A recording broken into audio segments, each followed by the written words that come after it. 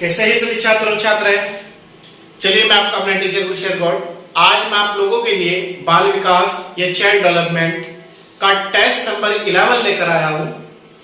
और आज का जो हमारा टॉपिक है वो टॉपिक नंबर 7 है।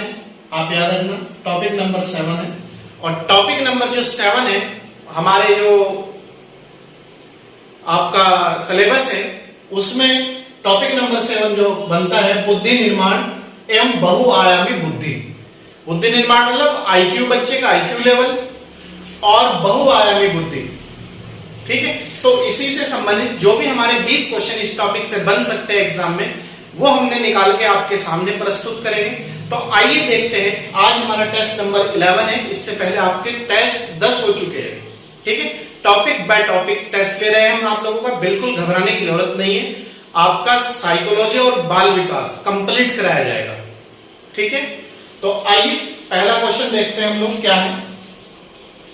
पहला क्वेश्चन है हमारा, निम्न में कौन सा त्रितंत्रीय सिद्धांत में व्यवहारिक बुद्धि का अभिप्राय नहीं है? नहीं है, याद रखना, अभिप्राय नहीं है। एक बार फिर देख लीजिएगा, निम्न में कौन सा त्रितंत्रीय सिद्धांत में व्यवहारिक बुद्धि का अभिप्राय नहीं है? ठीक है, ए ऑप्शन, पर्यावरण का पुनर्निर्माण करना, इन्वायरमेंट के अनुकूल बनाना शिक्षा, पर्यावरण के साथ अनुकूलन करना, आसपास की चीजों से जोड़ के पढ़ाना, प्रैक्टिकली और सैद्धांतिक चीजों को बताना बच्चे को, प्रैक्टिकल करके दिखाना बच्चे को। सी, केवल अपने विषय में व्यवहारिक रूप से विचार करना, केवल अपने विषय में व्यवहारिक रूप से विचार करना।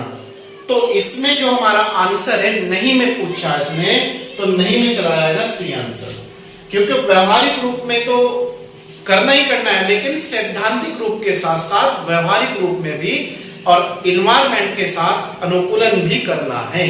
तो यह गलत हो जाएगा आपका आंसर। तो पहले दो, पर्यावरण का पुनर्निर्माण करना सही है, और पर्यावरण के साथ अनुकूल करना या अनुकूलन करना या अनुकूलन समाना, एक ही बात है सर। ठीक है, तो इसमें सी आंसर गलत है। क्वेश्चन नंबर 2, निम्न में कौन सा स्टेनबर्ग का बुद्धि निर्माण का त्रिसिद्धांत का एक रूप है? तो याद रखना, बुद्धि का त्रिस्तरीय जो सिद्धांत दिया था वो किसने दिया था? स्टेनबर्ग ने दिया था। एक पॉइंट क्वेश्चन यही बनता है एग्जाम में। तो इन्हें पूछा सिद्धांत का एक रूप है व्यवहारिक बुद्धि। स्टेनबर्ग ने जो सिद्धांत दिया था उनमें से एक पॉइंट इसमें रखा हुआ है हम लोगों ने, तो वो बताना आपको। तो त्रिसिद्धांत में उसके कौन सा एक पॉइंट शामिल है? प्रायोगिक बुद्धि, संसाधन पूर्ण बुद्धि, या फिर गणितीय बुद्धि? स्टेनबर्ग का जो त्रिस्तरीय सिद्धांत है उनमें एक पॉइंट है इसमें व्यवहारिक बुद्धि। ठीक है, व्यवहारिक बुद्धि स्टेनबर्ग के त्रिस्तरीय सिद्धांत में शामिल होता है। 2 पॉइंट और है, वो अलग है। क्वेश्चन नंबर 3, किसने सबसे पहले बुद्धि परीक्षण का निर्माण किया था? पहली बार किसने बुद्धि परीक्षण का आईक्यू लेवल की जांच की थी? ठीक है, तो कौन व्यक्ति था वो? डेविस वेसलर, बी अल्फ्रेड बिने, सी स्पेयरमैन, डी स्टेनबर्ग। तो बताइए कौन व्यक्ति था वो, किसने सबसे पहले बुद्धि परीक्षण की जांच की थी? वो व्यक्ति था अल्फ्रेड बिने। ठीक है, तो आंसर हो जाएगा बी। क्वेश्चन नंबर 4, निम्न में कौन सा कौशल संवेगात्मक बुद्धि से संबंधित है? संवेगात्मक बुद्धि याद रखना, कौन सा ऐसा टैलेंट है जो संवेगात्मक बुद्धि से संबंधित है? ए, याद करना, बी, गतिक परिक्रमण, सी, विचार करना, डी, सहानुभूति देना। तो बताइए इसमें कौन सा पॉइंट है हमारा?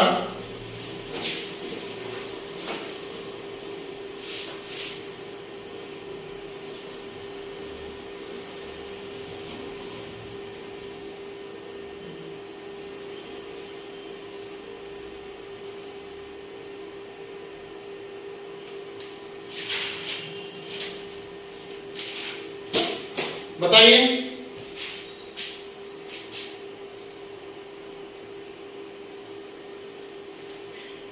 इसमें जो है आपका सहानुभूति देना, ठीक है।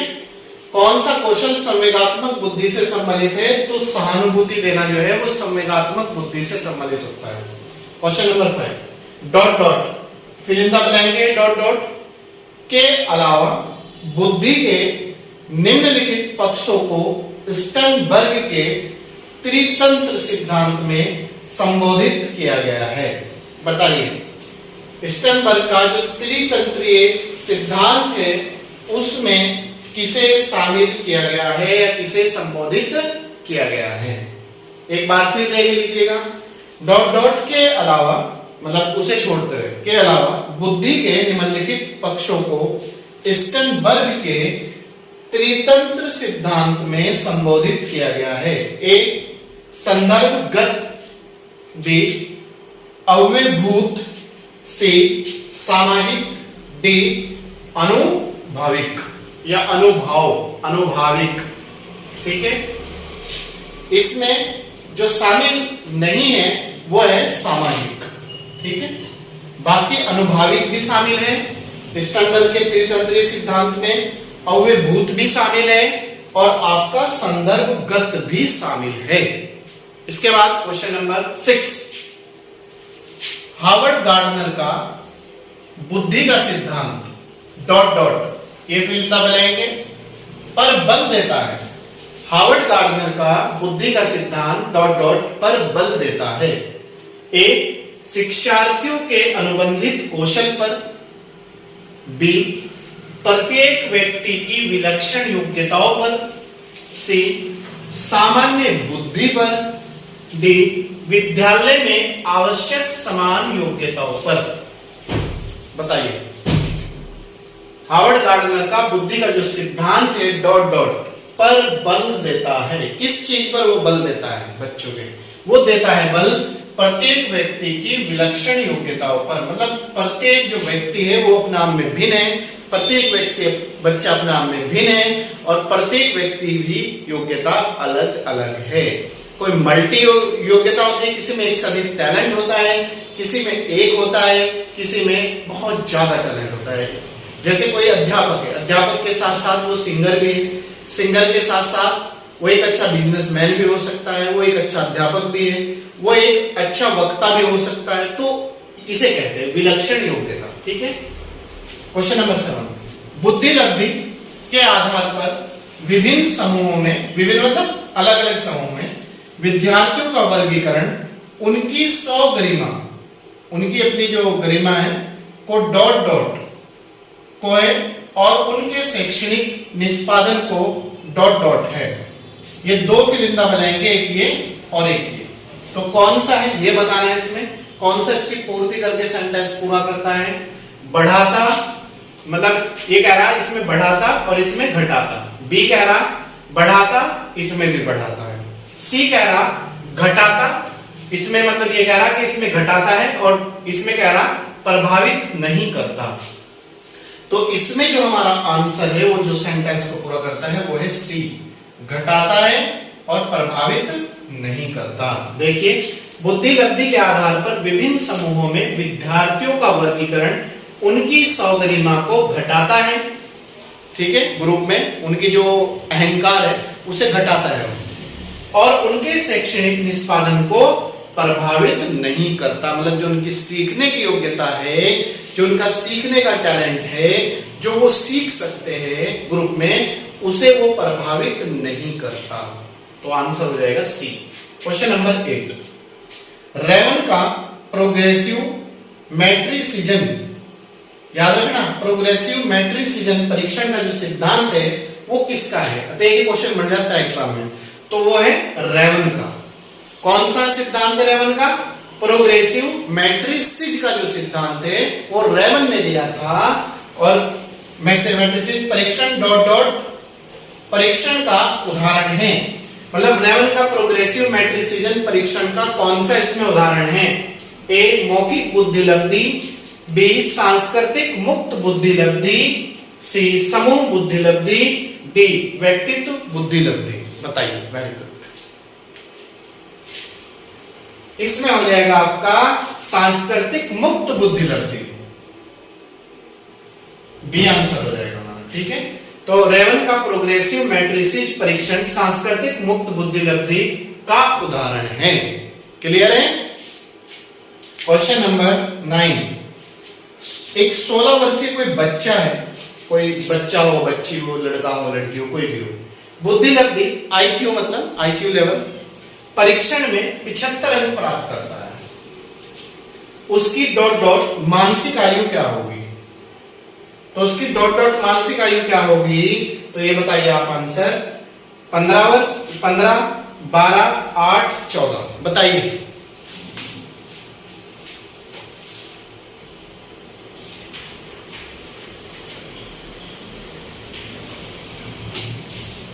उसकी होगी आपकी 12। ठीक है, जो उसकी मानसिक आयु है वो 12 होगी। इसका फॉर्मूला मैं बताऊंगा आपको आगे चल के, पूरा एक फॉर्मूले बेस क्लास लेंगे हम लोग। तार्किक गणितीय बुद्धि डॉट डॉट से संबंधित है। तार्किक गणितीय जो बुद्धि है वो किससे संबंधित है? ए द्विकारक सिद्धांत, समूह कारक सिद्धांत, पदानुक्रमिक सिद्धांत, डी बहुबुद्धि सिद्धांत। बताइए, वेरी गुड, सब बच्चे बताएं, थोड़ा जल्दी करें आप।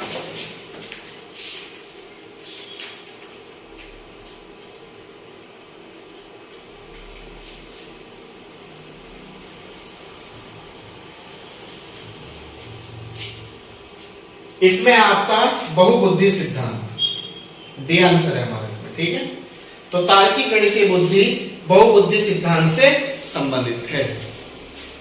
देखो ये जो आपका ये है, ये आईक्यू, ये जो वो है, ये क्वेश्चन है, तो इसमें क्या है?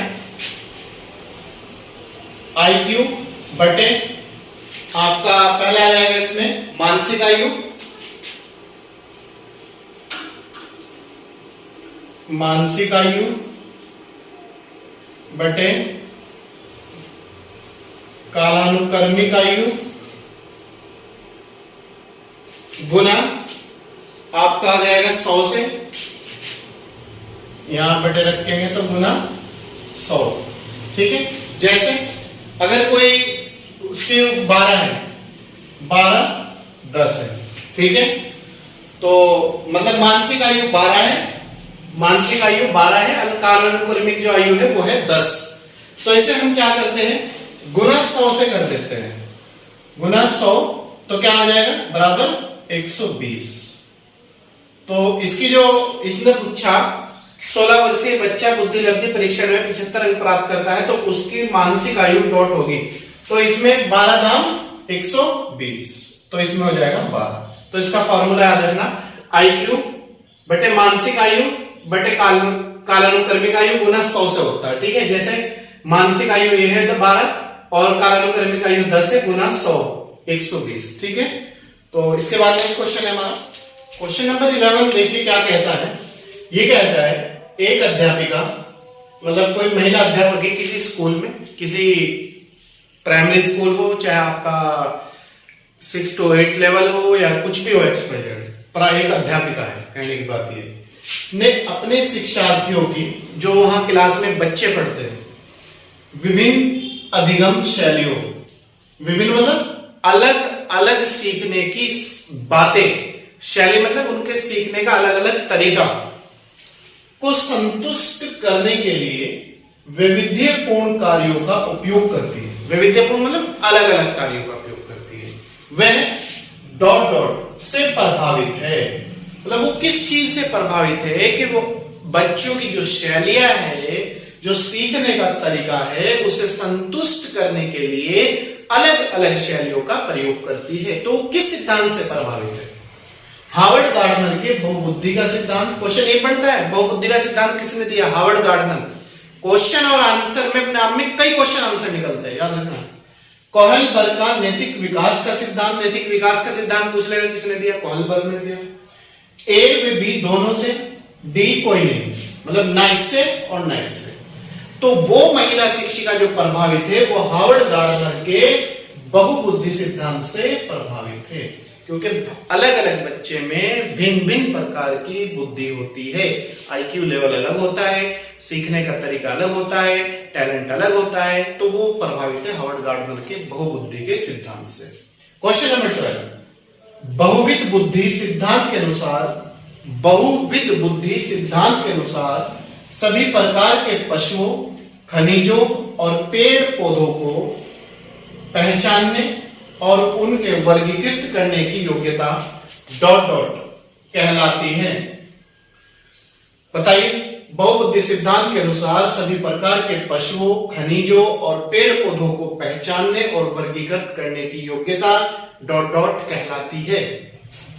तार्किक गणितीय बुद्धि, बी प्राकृतिक बुद्धि, सी भाषिक बुद्धि, डी स्थानिक बुद्धि। बताइए क्या कहलाती है? वो कहलाती है प्राकृतिक बुद्धि। बी आंसर हो जाएगा हमारा। ठीक है, कोई doubt? Very good. Question number 13, निम्न में कौन सा बुद्धिमान बच्चों का लक्षण नहीं है? नहीं याद रखना, नहीं पूछा हमने, है नहीं पूछा। जो बुद्धि अच्छी होती है, आईक्यू लेवल जिनका अच्छा होता है, जो टैलेंटेड बच्चे होते हैं, सुपीरियर बच्चे होते हैं, उनका कौन सा लक्षण नहीं है ये बताना है। वह जो बहुत लंबे निबंधों को बहुत जल्दी रटने की योग्यता रखता है, मतलब रट्टाफिकेशन करता है बहुत लंबे लंबी चीजों का, वो। बी ऑप्शन है, वह जो अमूर्त रूप से सोचता है, अमूर्त मतलब अलग अलग तरीके से। सी कोई नहीं। तो इसमें बुद्धिमान बच्चे का जो लक्षण नहीं है वो रटना नहीं है, समझना होता है। ठीक है, तो रटना एक लक्षण नहीं होता, एक योग्यता नहीं होती, एक टैलेंट नहीं होता। वो रट्टाफिकेशन कुछ ही समय का ज्ञान होता है, वो समझ पर आधारित ज्ञान नहीं होता। तो इसमें हमारा गलत है ए आंसर। ठीक है, जबकि अमूर्त रूप से सोचना वो एक अच्छे टैलेंटेड बच्चे का लक्षण होता है। क्वेश्चन नंबर 14, निम्न में कौन सी बुद्धि की परिभाषा नहीं है? याद रखना, बुद्धि की परिभाषा नहीं है, नहीं पूछा है। बुद्धि कार्य को करने की एक विधि है। ठीक है, बी ऑप्शन, बुद्धि ज्ञान अर्जन मतलब प्राप्त करने की एक अक्षमता है। सी राजनीतिक, सामाजिक, आर्थिक शक्ति प्राप्त करने की एक बुद्धि है। बताइए, तो इसमें देखो, बुद्धि कार्य को समझने की एक विधि है, कार्य को करने की एक विधि है, नई नई चीजों को सोचने की एक विधि है, मूर्त और अमूर्त दोनों प्रकार से सोचने की एक विधि है। जबकि राजनीतिक, सामाजिक, आर्थिक शक्ति प्राप्त करने की एक विधि बुद्धि कभी भी नहीं हो सकती। तो गलत है इसमें सी। क्लियर है? क्वेश्चन नंबर 15, एक ही कक्षा शिक्षण का निष्पादन भिन्न भिन्न होता है। एक ही कक्षा मतलब एक ही क्लास में, चाहे वो अध्यापक हो चाहे अध्यापिका हो, 10 बच्चे पढ़ते हैं। 10 में से 5 का अलग है, भिन्न भिन्न है, निष्पादन रिजल्ट अलग है, बहुत अच्छा, वेरी गुड, सुपीरियर गुड, और 3 का गुड है और 2 का उनमें डल है। तो निष्पादन कहते हैं भिन्न भिन्न होता है। निम्न में से कौन सा कारण इसके लिए सर्वाधिक उत्तरदायी है? मतलब ऐसी कौन सी चीज है जो उन्हें अलग अलग वो करते हैं? कुछ टैलेंट हो जाते हैं बच्चे, कुछ गुड हो जाते हैं, कुछ डल हो जाते हैं। तो कौन सा कारण हो सकता है? छात्रों की बुद्धि में अंतर, छात्रों के अभिप्रेरणा में अंतर, छात्रों की रुचियों में अंतर, छात्रों की शारीरिक शक्ति में अंतर। बताइए, यह होता है ए आंसर, छात्रों की बुद्धि में अंतर। ठीक है, तो छात्रों का आईक्यू लेवल अलग अलग होता है, उनकी सोचने समझने की कैपेसिटी अलग अलग होती है। कुछ बच्चे बहुत अच्छे होते हैं, आगे बढ़ के सोचते हैं, दूरदर्शी होते हैं, कुछ बच्चे वहीं तक सीमित हो जाते हैं। तो ये कारण most very very important. Question number 16, यदि व्यक्ति ने अपने वातावरण से तालमेल, सामंजस्य का मतलब है तालमेल करना सीख लिया या सीख सकता है, मतलब क्या तो जैसी उसकी स्थिति है उसके अकॉर्डिंग वो ढल गया या ढल सकता है। ठीक है, तो उसमें बुद्धि है। यह बुद्धि की परिभाषा किसने दी? जैसे 1 मिनट के लिए आप सोच लो, हम बहुत कोई गरीब है, उसमें क्या होगा, उस पर पैसे का अभाव होगा, ठीक है। तो डॉक्टर को जाने के लिए क्या करेगा, सोचेगा कि यार चलो गांव में से ही दवाई ले लो, इसे कहते हैं सामंजस्य, ठीक है। और कपड़े लेने के लिए सोचेगा, खाने पीने के लिए सोचेगा। तो ये किसने थॉट दिया था कि क्या तो उसने अपने वातावरण से तालमेल करना सीख लिया, या वो कर सकता है, वही बच्चे की बात है। किसी स्कूल में डालना, वहां अलग अलग प्रकार के बच्चे होंगे, क्या तो उस बच्चे ने उनमें घुल गया या फिर घुल सकता है। तो ये किसने दिया था thought, Thorndike, Ryburn, Colvin, Thompson. तो ये जो विचार है बुद्धि की परिभाषा का, ये दिया था कॉल्विन ने। तो आप याद रखना, सी आंसर है हमारा, ठीक है। क्वेश्चन नंबर 17, यदि किसी बालक की मानसिक आयु 12 वर्ष है और वास्तविक आयु 10 वर्ष है, तो उसकी बुद्धि लब्धि कितनी होगी? तो उसकी बुद्धि लब्धि कितनी होगी, तो बताइए। 120, 100, 124, 130, बताइए। वेरी गुड, जल्दी जल्दी बताइए आप लोग। सीरियस बच्चे हैं सब, वेरी गुड, बहुत अच्छे बच्चे हैं, बहुत अच्छा रिजल्ट दे रहे हैं आप सब लोग, कंटिन्यूटी के साथ लगे हुए हैं। उसकी जो बुद्धि लब्धि होगी 120 होगी, ठीक है। अभी मैंने आपको फॉर्मूला बताया था, गुना 100 से करना पड़ता है सर। मानसिक आयु बटे कालानुक्रमिक आयु गुना 100। यदि आप कक्षा 8 के अध्यापक हो, मतलब आप या मैं कक्षा 8 को पढ़ाते हैं, तो आप इस कक्षा के एक छात्र का बुद्धि लब्धि 130 से अधिक पाते हैं, तो इसका अर्थ है कि वह बालक है। मतलब 130 से बुद्धि लब्धि, जिस बालक का आईक्यू 130 से अधिक होगा, मंद बुद्धि, औसत बुद्धि, अति श्रेष्ठ बुद्धि, सामान्य बुद्धि, तो वो बालक होगा अति श्रेष्ठ बुद्धि। सी आंसर हो जाएगा हमारा, ठीक है। क्वेश्चन नंबर 19, जीन पियाजे ने बुद्धि को किसके प्रति समायोजन योग्यता के रूप में परिभाषित किया है? किसके प्रति? भौतिक एवं सामाजिक पर्यावरण, जन्मजात वृद्धि, परिवार की मांग। तो बताइए, जीन पियाजे ने बुद्धि को किसके प्रति समायोजन योग्यता के रूप में परिभाषित किया है? वो क्या है? भौतिक एवं सामाजिक पर्यावरण, मतलब समाज से, भौतिक वस्तुओं से और आसपास के एनवायरनमेंट से तालमेल करना। क्वेश्चन नंबर 20 और लास्ट क्वेश्चन आज के टेस्ट का, जीन पियाजे के अनुसार डॉट डॉट वर्ष से कम, मतलब कितने वर्ष से कम आयु के बालकों में ज्ञानात्मक परिपक्वता, मतलब ज्ञान की मैच्योरिटी का अभाव पाया जाता है? कितने एज तक के बच्चों में ज्ञान की परिपक्वता या मैच्योरिटी नहीं होती? 6 वर्ष, 8 वर्ष, 9 वर्ष, 10 वर्ष। तो यह है आपका आंसर, 6 वर्ष। 6 वर्ष तक का जो बच्चा होता है, तो जीन पियाजे कह रहे हैं कि उसमें ज्ञान की परिपक्वता या ज्ञान का अभाव पाया जाता है, ठीक है। तो ये था आज के हमारे 20 नंबर का टेस्ट। आप आज का हमारा जो चैप्टर नंबर 7 है, बुद्धि, निर्माण एवं बहुआयामी बुद्धि, ठीक है। इसके बाद हम चैप्टर नंबर 8 करेंगे। आप चाहो तो उसे बुक से पढ़ सकते हो, वहां से आपको 20 क्वेश्चन निकाल के देंगे जो इंपॉर्टेंट है हमारे एग्जाम के लिए। तो चलिए, मैं आपका अपना टीचर गुलशेर गौड़। अगर आप हमारे यूट्यूब चैनल पर नए हैं तो सब्सक्राइब कर लीजिएगा, लाइक और शेयर जरूर कीजिएगा, और अगर पुराने हैं तो कंटिन्यूटी के साथ जुड़े रहिएगा और ज्यादा से ज्यादा लोगों को जोड़ने का प्रयास करिए। हमारा टारगेट 2022, ठीक है। Thank you.